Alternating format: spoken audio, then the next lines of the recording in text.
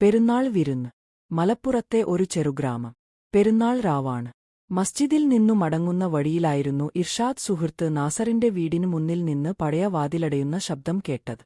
നാസർ, ഇക്കുറി പെരുന്നാൾ ആഘോഷിക്കുമോ? ഇർഷാദ് ചോദിച്ചു.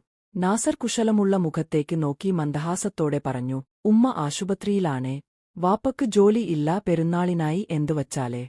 ഇർഷാദ് ഒന്നും പറയാതെ വീട്ടിലേക്ക് ഓടി. ഉമ്മയോട് പറഞ്ഞു, ഉമ്മേ, നമ്മൾ ഒരാളിന്ന് കൂടി ബിരിയാണിയും പായസവും തയ്യാറാക്കാമല്ലേ? ഉമ്മയുടെ കണ്ണുകൾ കനിഞ്ഞു. അടുത്ത ദിവസം രാവിലെ അദ്ഭുതം സംഭവിച്ചു.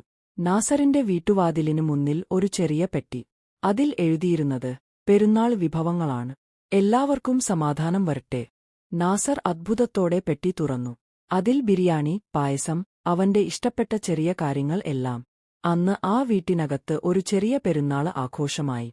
സുഹൃത്തിന്റെ നിസ്വാർത്ഥമായ സ്നേഹം ഓർത്തു നാസർ പറഞ്ഞു, പെരുന്നാൾ പുതിയ വസ്ത്രങ്ങളോ വിഭവങ്ങളോ അല്ല, ഒരു ഹൃദയം മറ്റൊന്നുമായി ചേർന്നിടുമ്പോഴാണ് യഥാർത്ഥ പെരുന്നാൾ.